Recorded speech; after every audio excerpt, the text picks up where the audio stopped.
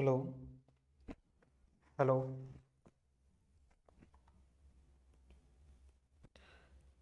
So hello everyone, greetings of the day. मैं रवि तिवारी। आज के सेशन में डीसी मशीन्स के बारे में ही हम लोग डिस्कस करते हैं, क्योंकि लास्ट सेशन में डीसी मशीन्स के टर्मिनल वोल्टेजेस, डीसी जनरेटर के टर्मिनल वोल्टेजेस किस तरीके से कौन कौन से फैक्टर्स के कारण अफेक्ट होते हैं उनके बारे में हम लोगों ने बात किया हुआ था एंड कैरेक्टरिस्टिक ड्रॉ किया हुआ था। तो आज के सेशन में उन्हीं टॉपिक को एक्सटेंड करते हुए हम लोग डीसी जनरेटर्स के voltage regulation and parallel operation के कॉन्सेप्ट को समझने की कोशिश करते हैं। इंपॉर्टेंट कॉन्सेप्ट है, तो सेशन में बने रहिएगा। सेशन स्टार्ट करने से पहले कुछ बेसिक इंट्रोडक्शन।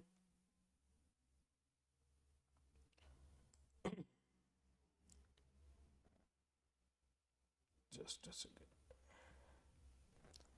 सेशन स्टार्ट करने से पहले कुछ बेसिक इंट्रोडक्शन कि हम लोग गेट एकेडमी के चैनल पे हैं।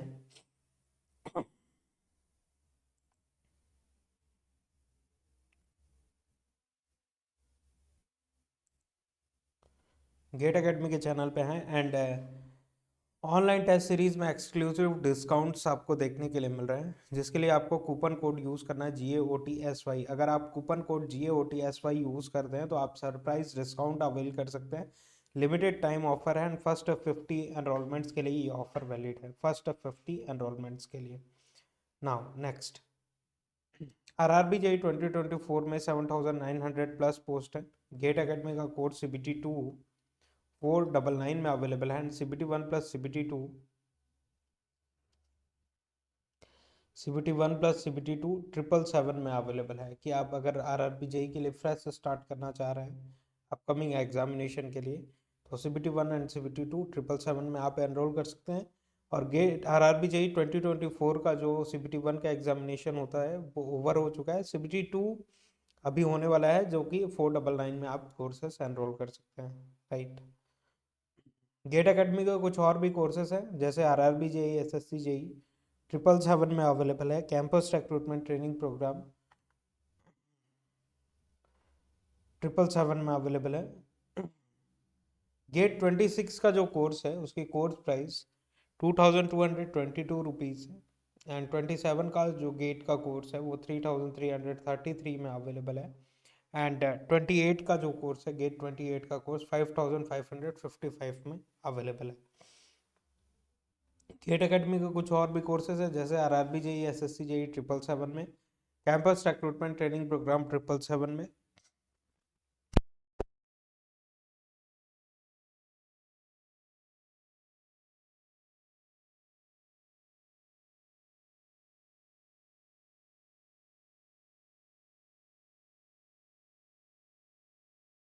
ट्रिपल सेवन में, ऑल स्टेट AJE एग्जामिनेशन 777 में and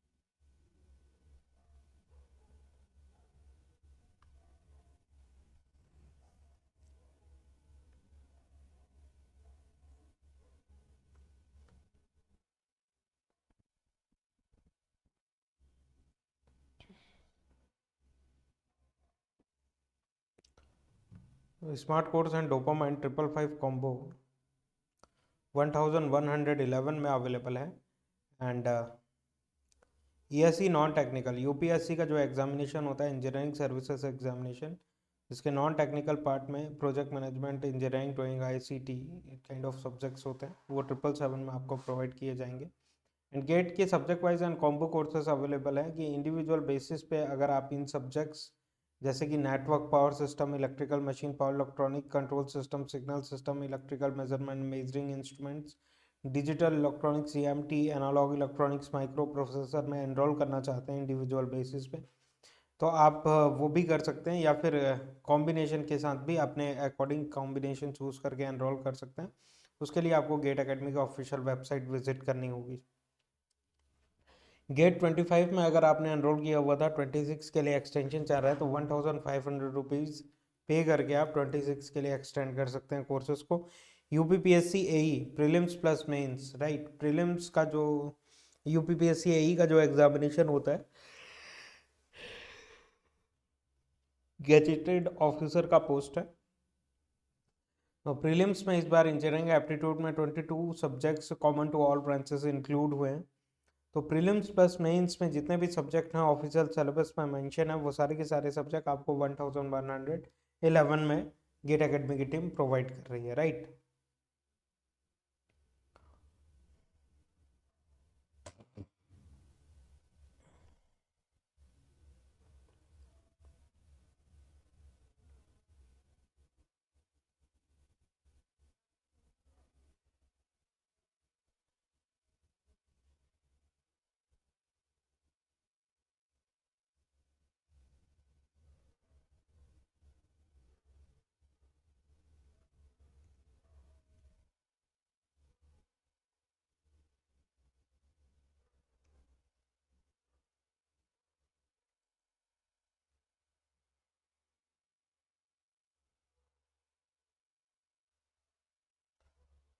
online test series details for GATE 25 की गेट अपकमिंग गेट एग्जामिनेशन के लिए अगर आप प्रिपेयर कर रहे हैं एंड टेस्ट सीरीज़ में एनरोल करना चाह रहे हैं, तो गेट एकेडमी की जो टेस्ट सीरीज़ है वो 333 में अवेलेबल है इंक्लूसिव जीएसटी।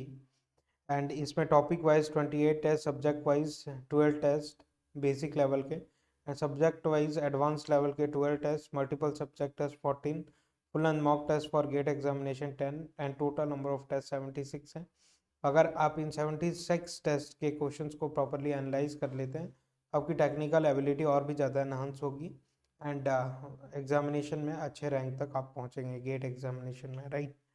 और जस्ट 333 में आप इस टेस्ट सीरीज में एनरोल कर सकते हैं, और अगर आप कूपन कोड यूज़ करते हैं तो एक्सक्लूसिव डिस्काउंट्स भी अवेल कर सकते हैं, राइट। गेट के एग्जामिनेशन में जनरल एप्टीट्यूड का अच्छा खासा वेटेज होता है, जो कि 13 से 15 मार्क्स का वेटेज कवर करता है। तो एप्टीट्यूड प्रिपरेशन करने के लिए गेट एकेडमी की टीम एक ई बुक लॉन्च की हुई है। ध्यान रखिएगा, ये एक ई बुक है, not a physical form, E book है ये, जो कि प्ले स्टोर में अवेलेबल है ई बुक के फॉर्म में। एंड इसमें numerical ability, logical reasoning, verbal ability, special aptitude, total number of pages 521 है। और इस बुक की खास बात यह है ई बुक की कि इसमें topic wise previous 15 years GATE question with detail solution available है, राइट। तो इसकी प्राइस जो है वो 222 प्लस जीएसटी अवेलेबल है on Google e books. Links जो है डिस्क्रिप्शन में भी अवेलेबल है, और आप इस क्यूआर कोड को अगर स्कैन करते हैं तो आप प्ले स्टोर में डायरेक्टली इस ई बुक तक पहुंच जाएंगे, जहां से आप फ्री सैंपल्स डाउनलोड करके देख सकते हैं कि ये ई बुक किस वे में ऑर्गेनाइज की गई है। और जनरल एप्टीट्यूड गेट के एग्जामिनेशन में 13 से 15 मार्क्स का वेटेज रखता है, आपके प्रिपरेशन को बहुत ज़्यादा हेल्प करेगा ये e book, right. One and only one complete solution GATE academy आपको ई बुक के फॉर्म में प्रोवाइड कर रहा है जनरल एप्टीट्यूड के लिए।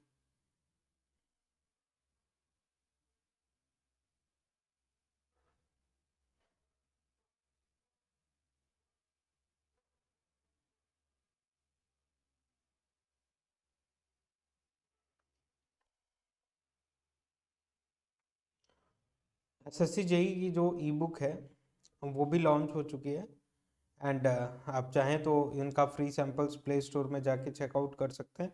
प्ले स्टोर में जाके आपको टाइप करना है SSC JE paper 1 electrical engineering ई बुक वाले सेक्शन में, राइट। तो आप डायरेक्टली इस ई बुक तक पहुंचेंगे। अदरवाइज लिंक्स जो है डिस्क्रिप्शन में भी अवेलेबल है, उस लिंक में जाके डायरेक्टली आप प्ले स्टोर पे पहुंच जाएंगे, जहां से ये ई बुक के फ्री सैंपल्स आप डाउनलोड कर सकते हैं एंड देख सकते हैं कि ये ई बुक किस वे में ऑर्गेनाइज की गई है।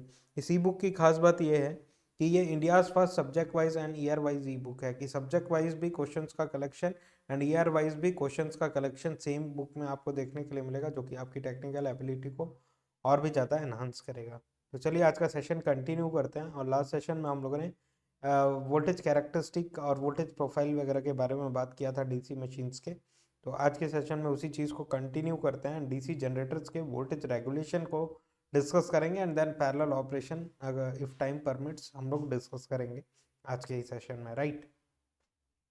तो वोल्टेज रेगुलेशन का जो कॉन्सेप्ट है डीसी मशीन का, जिस तरीके से वोल्टेज रेगुलेशन हम लोग ट्रांसफार्मर में भी करते हैं और सिंक्रोनस जनरेटर्स में भी करते हैं एंड देन इंडक्शन जनरेटर में भी कर सकते हैं, नो इशू। मोटर्स में वोल्टेज रेगुलेशन के बारे में बात नहीं किया जाता है, मोटर्स में स्पीड रेगुलेशन के बारे में बात किया जाता है, राइट। क्योंकि जनरेटर में क्यों इंपॉर्टेंट है वोल्टेज रेगुलेशन डिस्कस करना है, ट्रांसफार्मर में क्यों इंपॉर्टेंट है, क्योंकि ट्रांसफार्मर में जो इनपुट दे रहे हैं वो इलेक्ट्रिकल इनपुट है एंड आउटपुट जो डिसाइड है वो भी इलेक्ट्रिकल आउटपुट डिसाइड है, राइट। जनरेटर्स में चाहे वो कोई भी जनरेटर हो, mechanical energy as a input देते हैं हम लोग एंड आउटपुट डिसाइड होती है इलेक्ट्रिकल फॉर्म में, इलेक्ट्रिकल लोड्स को सेटिस्फाई कराने के लिए। तो जहाँ पे भी इलेक्ट्रिकल लोड आउटपुट साइड में देखने के लिए मिल रहा है, वहाँ पे एनालिसिस जो होगी वो वोल्टेज रेगुलेशन की होती है। जबकि स्पीड रेगुलेशन जो है, जहाँ पे output in the form of torque या मैकेनिकल फॉर्म ऑफ आउटपुट अगर रिक्वायर्ड है हम लोगों को, तो वहाँ पे हम लोग स्पीड रेगुलेशंस के बारे में बात करेंगे, वहाँ पे स्पीड रेगुलेशंस के बारे में बात करेंगे, राइट। जैसे कि जितने भी मोटर्स हैं, सिंक्रोनस मोटर हो गया या फिर डीसी मोटर हो गया, इंडक्शन मोटर्स हो गए, तो ये इन सारी चीज़ों में हम लोग ट्रांसफार्मर में डिस्कस करेंगे क्या स्पीड रेगुलेशन के बारे में, नहीं, क्योंकि वहाँ पे मूविंग पार्ट ही कोई नहीं होता है, कोई भी पार्ट मूविंग नहीं होता है, सारे के सारे स्टैटिक पार्ट होते हैं, राइट। तो वहाँ पे मूविंग सिस्टम होता ही नहीं है, therefore we don't talk about speed regulation. जबकि मोटर्स में in the form of output जो है, मैकेनिकल आउटपुट प्रोवाइड करना है उसको, तो वहाँ पे speed regulation important role play करेगा, एनालिसिस वहाँ पे स्पीड कंट्रोल की होगी, ना कि वोल्टेज रेगुलेशन की मोटर्स में। जबकि जनरेटर्स और ट्रांसफार्मर में इस वोल्टेज रेगुलेशन के बारे में बात करेंगे, ना कि स्पीड रेगुलेशन के बारे में, राइट। तो चलिए सेशन कंटिन्यू करते हैं एंड डिस्कस करते हैं वोल्टेज रेगुलेशन के बारे में।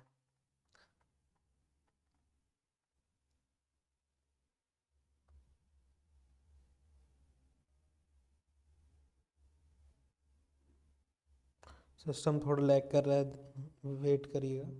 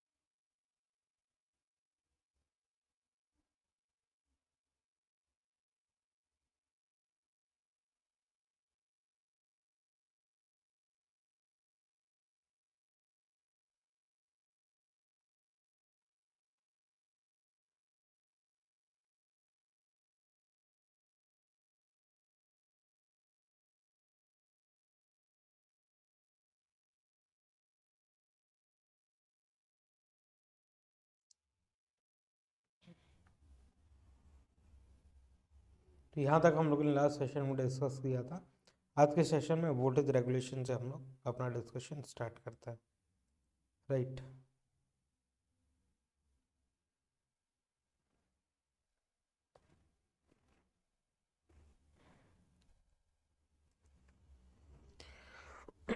तो voltage regulation can be expressed as it is the change or rise of terminal voltage when the rated load across the terminals is disconnected, expressed in percentage of rated terminal voltage, right। तो ये definition होता है voltage regulation का, कि obvious सी बात है, let me tell you कि इस तरीके से शंट मशीन है, शंट जनरेटर है,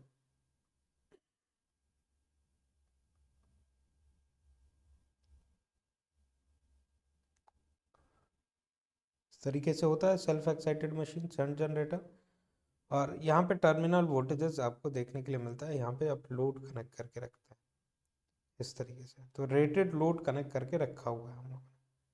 रेटेड लोड कनेक्ट करने की वजह से यहाँ पे लोड करंट फ्लो कर रहा है और यहाँ से आर्मेचर करंट फ्लो कर रहा है, तो आर्मेचर करंट जब फ्लो करेगा यहाँ पे ईजी होगा, तो plus minus easy, and this is armature current and this one is load current and this one is load register, right. और ये करंट आई एफ या आई एस एच इस तरीके से फ्लो करेगा। तो ध्यान देते हैं कि ईजी डेवलप हुआ एंड देन करंट प्रोड्यूस कर रहा है, लोड करंट फ्लो कर रहा है, लोड रजिस्टर कनेक्टेड है, और उस टाइम पे जो वोल्टेज है वो सम वोल्टेज का मैग्नीट्यूड आपको देखने के लिए मिल रहा है, जिसकी easy minus drop, easy minus drop deduct करने के बाद, ईजी में ड्रॉप डिडक्ट करेंगे तब जाके टर्मिनल वोल्टेज मिलेगा, राइट। तो इमीडिएटली अगर हम लोग रेटेड लोड को डिस्कनेक्ट कर दें, जब लोड कनेक्ट किया था तो टर्मिनल वोल्टेज क्या मिल रहा था V, जब लोड इमीडिएटली डिस्कनेक्ट कर दें तो इमीडिएटली लोड करंट क्या हो जाएगा, 0। लोड कनेक्टेड था तो टर्मिनल वोल्टेज V मिला, जब लोड डिस्कनेक्ट कर दें तो इमीडिएटली क्या हो जाएगा, लोड करंट 0, जितने भी ड्रॉप्स हैं वो 0 हो जाएगा, जितने भी ड्रॉप्स हैं वो 0 हो जाएगा। तो क्या बचेगा, क्या बचेगा, क्या बचेगा, हम लोगों का डायरेक्टली जो भी टर्मिनल वोल्टेजेस है directly internal induce voltages terminal पे देखने के लिए मिलेंगे, और इंटरनल इंड्यूस वोल्टेजेस का मैग्नीट्यूड जो होता है वो हायर होगा कंपेयर टू V।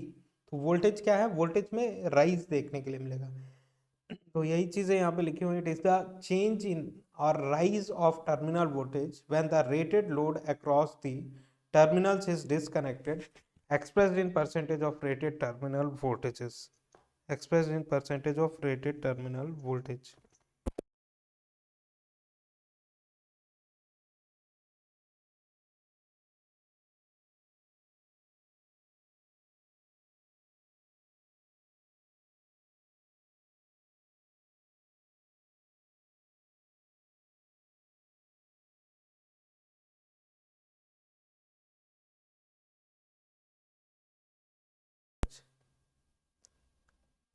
राइट, तो it is the change or rise of terminal voltage when the rated load across the terminal is disconnected, expressed in percentage of rated terminal voltage।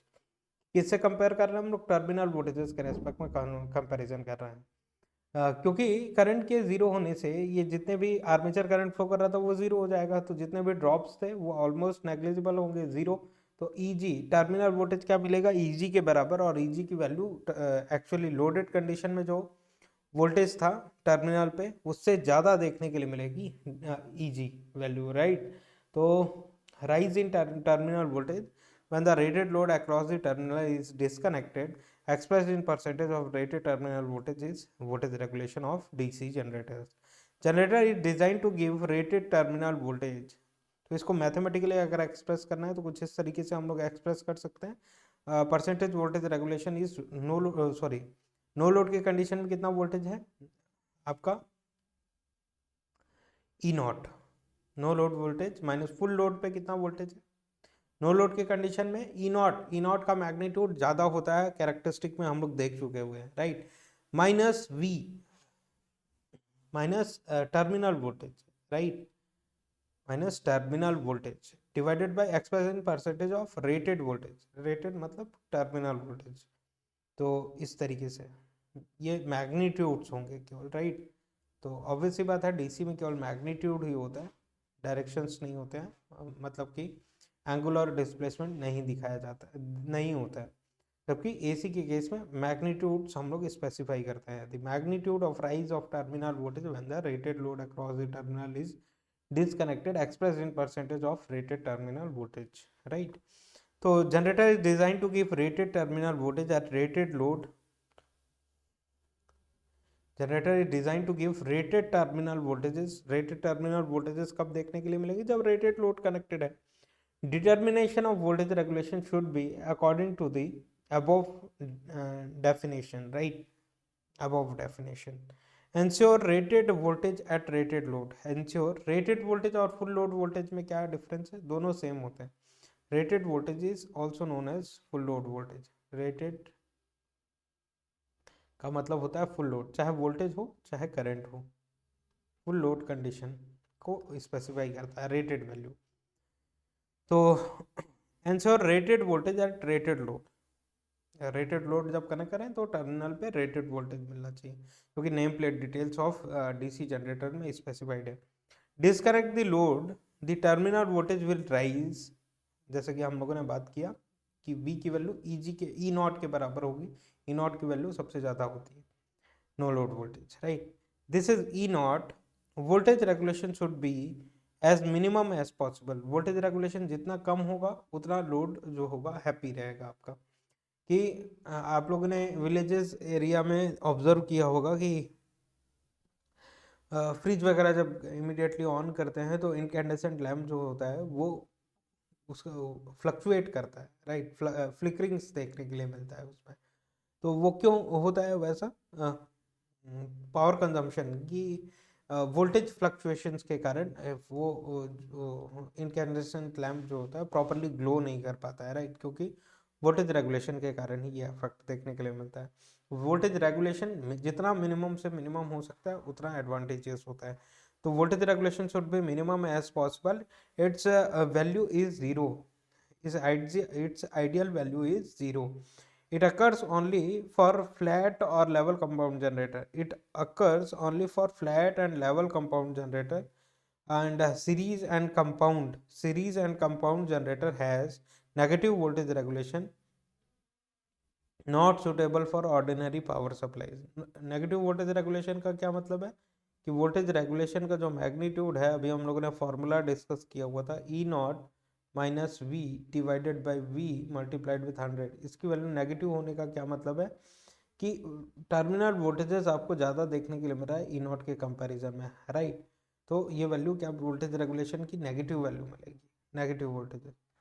तो ये ordinary power supplies के लिए best नहीं होते, क्योंकि terminal voltages अगर high आपको देखने के लिए मिल रहा है जो कि आपके लोड को अफेक्ट करेगा, कि डायरेक्टली लोड अगर कनेक्टेड है तो हायर वोल्टेजेस शूट अप होगा अगर टर्मिनल्स पे, तो वो लोड को अफेक्ट करेगा। आपके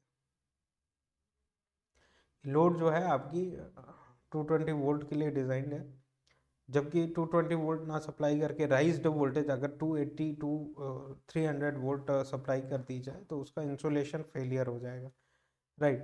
तो series and compounded generator has negative voltage regulation, not suitable for ordinary power supplies, not suitable for ordinary power supplies.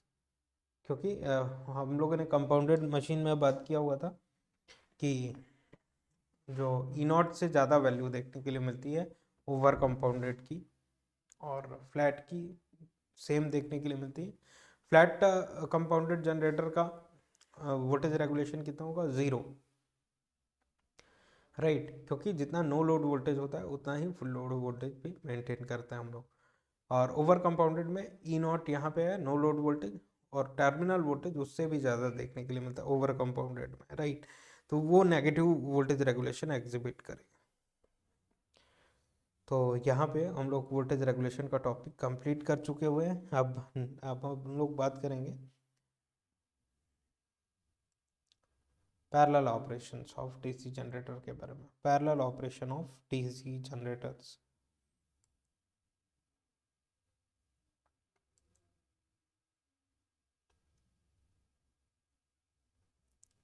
Parallel operation of DC generators.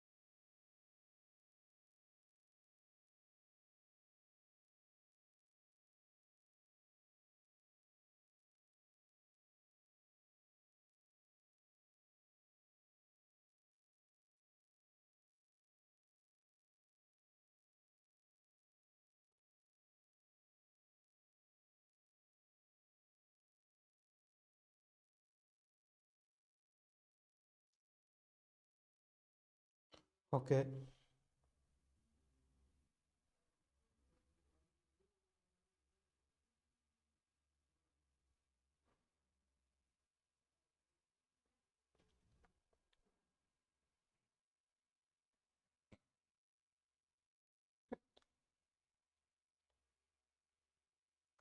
तो चलिए parallel operation of DC generator हम लोग discuss करते हैं।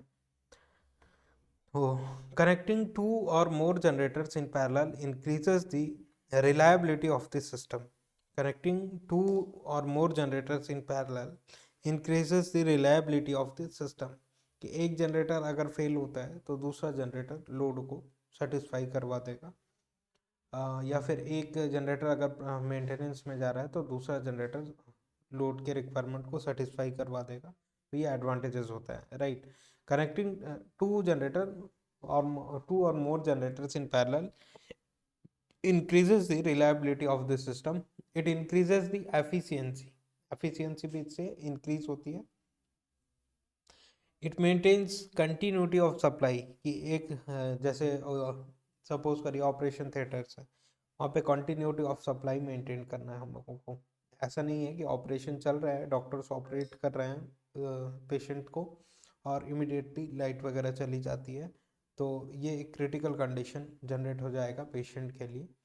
There for continuity of supply maintain करनी है तो दो जनरेटर्स के थ्रू हम लोग सप्लाई कर सकते हैं, जिससे एक जनरेटर अगर फेल करता है तो दूसरा जनरेटर रिलायबिलिटी मेंटेन किया जा सके, right. And continuity of supply under regular maintenance and repairs also, कि एक जनरेटर अगर रिपेयर वर्क के लिए वर्कशॉप भेजा गया है तो दूसरा जनरेटर लोड को रिक्वायरमेंट को फुलफिल कराएगा। Future expansion can be easily made without disturbing the existing installation. Future expansion की day by day loads increase होते जा रहे हैं। अभी इलेक्ट्रिकल व्हीकल आपके घर में अवेलेबल नहीं होगा, आने वाले 2-3 साल में इलेक्ट्रिकल व्हीकल यूज़ करेंगे आप, राइट। तो अभी एयर कंडीशनर अगर एक होगा तो आप 4 यूज़ करेंगे आने वाले फ्यूचर में, राइट। तो load day by day increase होता जा रहा है, तो एक जनरेटर अगर सपोज करिए एक कॉलोनी के लोड्स को अभी सेटिस्फाई करवा पा रहा है, तो आने वाले 2 साल में एक जनरेटर सफिशिएंट नहीं होगा, उसके पैरेलली दूसरा जनरेटर कनेक्ट करना पड़ेगा, जिससे टोटल जो इंक्रीज लोड है फ्यूचर में उनको सेटिस्फाई कराया जा सके। तो पैरेलल ऑपरेशन इसलिए भी नीडेड है। The common terminals where generators are connected in parallel is known as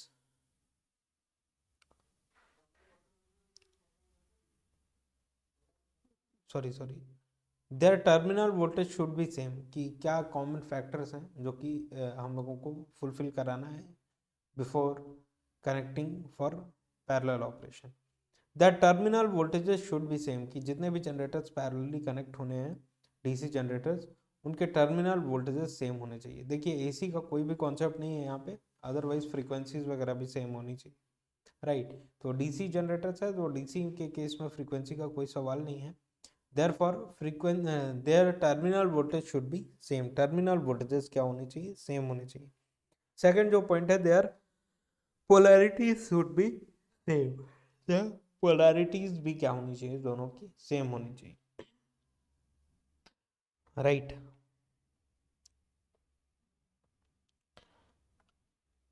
consider two DC generators operating in parallel, दो डीसी जनरेटर्स हैं पैरेलली ऑपरेट हो रहे हैं at a common terminal voltage, at a common terminal voltage V, sharing a load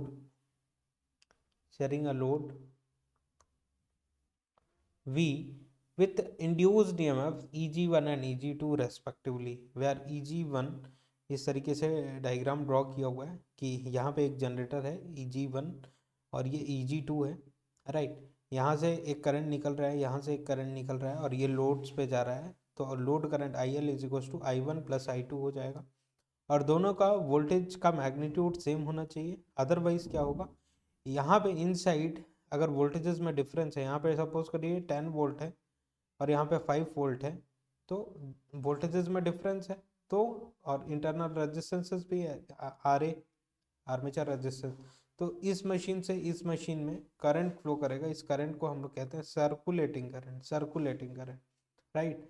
तो इस चीज़ ये load में जा रही है क्या? नहीं, अननेसेसरली हीट प्रोड्यूस करेगी। तो इस चीज़ को अवॉइड करने के लिए वोल्टेजेस का मैग्नीट्यूड क्या होना चाहिए? सेम होना चाहिए, सेम होना चाहिए। और तो वोल्टेजेस का मैग्नीट्यूड अगर सेम रहेगा तो ये सर्कुलेटिंग करंट पिक्चर में नहीं आएगी। सर्कुलेटिंग अननेसेसरली जो करंट फ्लो कर रही है, वाइंडिंग्स को हीट करेगी, वो नहीं फ्लो करेगी। अब ये भी 10 वोल्ट है, ये भी 10 वोल्ट है। इसकी पोलैरिटी प्लस माइनस ऐसे है, इसकी पोलैरिटी प्लस माइनस ऐसे। तब भी जो है यहाँ पे सपोज करिए स्मॉल रजिस्टर आर ए मैं कंसिडर कर लूँ दोनों मशीन का इंटरनल आर्मेचर रजिस्टेंस।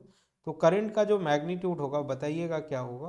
केवल इक्वेशन अगर आप लिखें तो करंट का मैग्नीट्यूड क्या होगा, यहाँ से लिखना चालू करते हैं। तो -10, राइट, एंड माइनस यहाँ पे लिया हुआ है तो यहाँ पे बात की polarity plus 10 voltage divided by your resistance RA which is 2 ohm, let's suppose, is equal to current। तो करंट की वैल्यू क्या है आ रही है?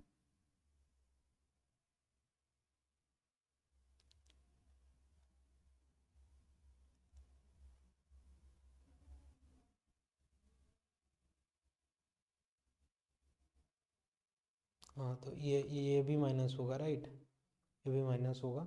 तो 10 माइनस 10 -20 आ गया। आई की वैल्यू आ रही है -20 डिवाइडेड बाई 2, तो 10 एम्पियर्स। 10 एम्पियर सर्कुलेटिंग करंट यहाँ पे फ्लो करेगी, या फिर internal short circuit current flow करेगी, which is very large, right. तो this is also circulating current only, circulating current flow करेगी जो कि अननेसेसरली हीट प्रोड्यूस करेगी। तो पोलैरिटीज भी दोनों की सेम होनी चाहिए, पोलैरिटीज भी दोनों की सेम होनी चाहिए कि प्लस माइनस यहाँ पे है तो प्लस माइनस यहाँ पे भी होना चाहिए, जिससे सर्कुलेटिंग करंट इन दोनों का magnitude sorry sine different different हो, ये दोनों कैंसिल आउट हो जाएं और इस करंट की वैल्यू जीरो हो जाए, राइट।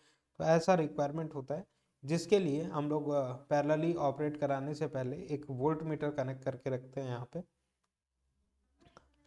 और वोल्ट मीटर अगर ज़ीरो रीड करता है, दोनों के बीच में वोल्टेजेस डिफरेंस अगर ज़ीरो होगा, कि दोनों का वोल्टेज का मैग्नीट्यूड अगर सेम होगा, तो वोल्ट मीटर ज़ीरो रीड करेगा और पोलैरिटीज़ भी सेम होंगी। तो वोल्ट मीटर जब ज़ीरो रीड करे तो स्विच को कनेक्ट कर दीजिए, तो आपकी मशीन्स पैरेलली ऑपरेट करना चालू कर देंगी, पैरेलली ऑपरेट करना चालू कर देंगी।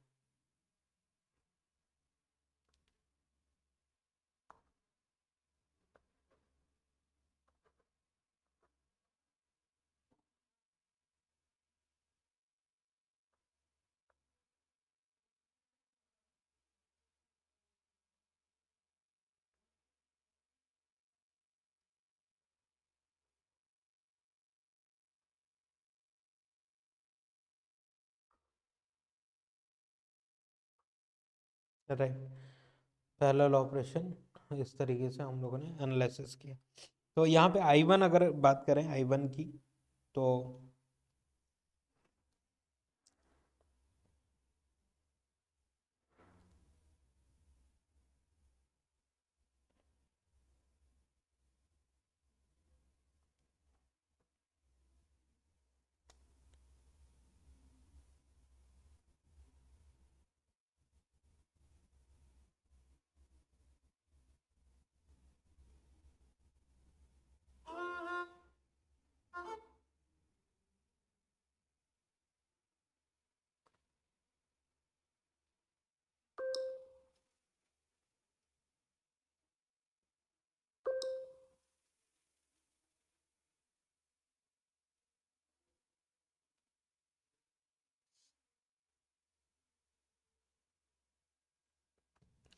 तो यहाँ पे एक वोल्ट मीटर दोनों मशीन्स के बीच में, जनरेटर्स के बीच में यूज़ किया हुआ है। ये वोल्ट मीटर का स्विच अगर क्लोज करें तो ये वोल्ट मीटर अगर ज़ीरो रीड कर रहा है तो इस स्विच को क्लोज कर दीजिए, तो ये वाली मशीन इसके साथ पैरेलली कनेक्ट हो जाएगी, एंड देन लोड कनेक्ट करिए। तो I1 की वैल्यू, I1 कितना कंट्रीब्यूट कर रही है, I2 कितना कंट्रीब्यूट कर रही है, वो अगर निकालना हो तो डायरेक्टली हम लोगों के पास केवीएल इक्वेशन है कि Eg1 minus V divided by RA1, कि इसका इंटरनल रेजिस्टेंस RA1, इसका armature resistance RA2 and RA1, right. तो I2 निकालना है, तो Eg2 minus V divided by RA2, right. इस तरीके से हम लोग I1 एंड I2 का कॉन्ट्रीब्यूशन निकाल सकते हैं। द लोड शेयरिंग और capability significantly depend upon induced EMF। Load sharing किस पर डिपेंड करेगा? जितना इंड्यूस्ड EMF हुआ है पर्टिकुलर मशीन में।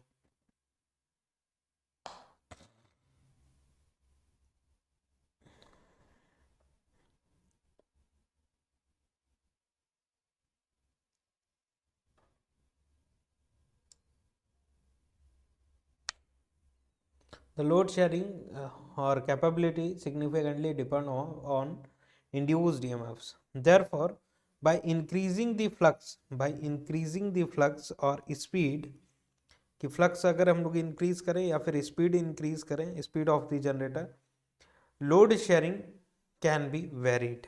कि ध्यान रखिएगा, जनरेटेड वोल्टेज Eg जो होता है डायरेक्टली प्रोपोर्शनल टू N और फाई होता है ना। तो Eg is directly proportional to N phi होता है। अगर हम लोग स्पीड इंक्रीज कर दें तो भी Eg इंक्रीज होगा, और फ्लक्स अगर इंक्रीज कर दें तब भी Eg इंक्रीज होगा। तो इस तरीके से हम लोग लोड शेयरिंग में कंट्रीब्यूट कर सकते हैं कि अगर Eg की वैल्यू बढ़ती है, अगर Eg1 का मैग्नीट्यूड बढ़ाया हम लोगों ने इस तरीके से स्पीड वगैरह चेंज करके, तो I1 का कंट्रीब्यूशन बढ़ेगा। Eg2 भी अगर बढ़ाया तो I2 का कंट्रीब्यूशन बढ़ेगा, right. So in order to have successful or stable parallel operation, the voltage characteristic should be drooping in nature। drooping होना चाहिए इस तरीके से, drooping जैसे कि शंट मशीन का होता है कि इस तरीके से लोड इंक्रीज हो रहा था तो टर्मिनल वोल्टेज ऐसे ड्रॉप हुआ, E0, ये टर्मिनल वोल्टेज ड्रॉप हुआ लोड के साथ साथ 125% ऑफ द रेटेड स्पीड तक हैप्पीली ऑपरेट किया, ऑपरेटिंग रीजन उतना ही होता है, and then drastically drop down हो गया, right, to the short circuit position. तो वैसे मशीन्स में आपका पैरेलल ऑपरेशन करना सुटेबल होता है। It is preferred to do parallel operation in drooping characteristic machines which are having drooping characteristic in nature। Right. Two series generators के बारे में बात करें इन पैरेलल ऑपरेशन, तो दो सीरीज जनरेटर हैं G1 and G2, and series windings देखने के लिए मिल रही हैं। सेम कंडीशन के वोल्टेजेस वगैरह प्रॉपर्ली सेम होने चाहिए। Due to rising voltage characteristic because of series of flux, if G2 load sharing increases, it will in turn increases its own Eg2। कि अगर राइजिंग वोल्टेज कैरेक्टरिस्टिक के कारण because of the series of flux की voltages increase होगा, जिसके कारण current increase होगा तो यहाँ पे फ्लक्स जो फॉर्मेशन हो रहा है यहाँ पे भी जाएगा, तो फ्लक्स का फॉर्मेशन बढ़ेगा, राइट। तो फ्लक्स का फॉर्मेशन बढ़ेगा तो अगेन जो है series flux, if G2 load sharing increases, कि Eg की वैल्यू बढ़ेगी, और अगेन ये सपोज करिए इसका लोड शेयरिंग I1 जो आ रहा है वो ज़्यादा सप्लाई करेगा लोड को, right, increases, it will in turn increases its own Eg2। it will in turn increases its own Eg2 and increases the load sharing cumulatively, that is without equalizer generator 2 becomes overloaded, generator 1 acts as motor by drawing current Eg1 which is less than V। तो देखिए इनके voltages में अगर differences आता है कि current अगर suppose करिए राइजिंग कैरेक्टरिस्टिक है, यहाँ पे वोल्टेजेस अवेलेबल है Eg, राइट, और ये थोड़ा सा करंट फ्लो किया, फिर से फ्लक्स बनाया तो इसका वोल्टेजेस इंक्रीज हुआ, रेसिडुअल वोल्टेज से इस तरीके से इंक्रीज होता चला जाता है। अब ये इंक्रीज हुआ, अगेन लोड शेयरिंग बढ़ा, इसका I1 की वैल्यू बढ़ेगी, तो मतलब ये वाला जनरेटर ज़्यादा सप्लाई कर रहा है, और अगर इसका कंट्रीब्यूशन Eg1 अगर Eg2 से ज़्यादा हो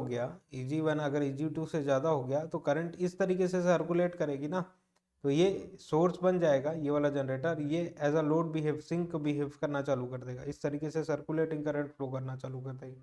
क्योंकि लोड को में नहीं जाएगी तो इंटरनली ही फ्लो कर रही है, इसीलिए यहाँ पे इक्वलाइजर हम लोग कनेक्ट करेंगे, जिसके कारण यहाँ का जो वोल्टेज है वो यहाँ के वोल्टेज के बराबर रहे, कि जो भी एक्स्ट्रा करंट है वो सीरीज में सेम करंट फ्लो करे, राइट, और जो भी एक्स्ट्रा करंट है इस तरीके से बाईपास हो जाए और इन वोल्टेज मैग्नीट्यूड्स को मेंटेन रखे। Generator 2 becomes overloaded. Generator 1 acts as motor by drawing current Eg1 which is less than V. Therefore, series generators are not suitable for parallel operation. They cannot be operated in parallel with equalizer bar, which is solid copper conductor of low resistance, which bypasses the same part of the current through it, some part of current through it. Therefore, increase in I2 will increase I1 also and maintain the balance. Cumulative compounded generators also require equalizer bar as they contain series flux. Right. तो ये था series generator के बारे में। Two shunt generator connected in parallel, shunt generator से parallelly connect कर रहे हैं, तो ड्रूपिंग नेचर होता है इनका। Load sharing capability decreases with load increases, हम लोग बात किए हुए हैं। Since EG is decreasing with load, therefore stable operation possible in parallel operation, stable operation obtain किया जा सकता है, as the flux is constant with load as well as voltage characteristic is drooping in nature ensures the stable parallel operation। तो shunt machine में easily parallel operation किया जा सकता है। तो ये था पैरेलल ऑपरेशन का कुछ कॉन्सेप्ट, थ्योरेटिकल डिस्कशन। सीरीज में थोड़ा डिफिकल्ट होता है विदाउट इक्वलाइजर रिंग, इसीलिए इक्वलाइजर रिंग यूज करते हैं in order to maintain the balance and distribution of current properly, I1 and I2, जबकि शंट में इजीली हम लोग कर सकते हैं। एंड ये था पैरेलल ऑपरेशन का कॉन्सेप्ट। Voltage regulation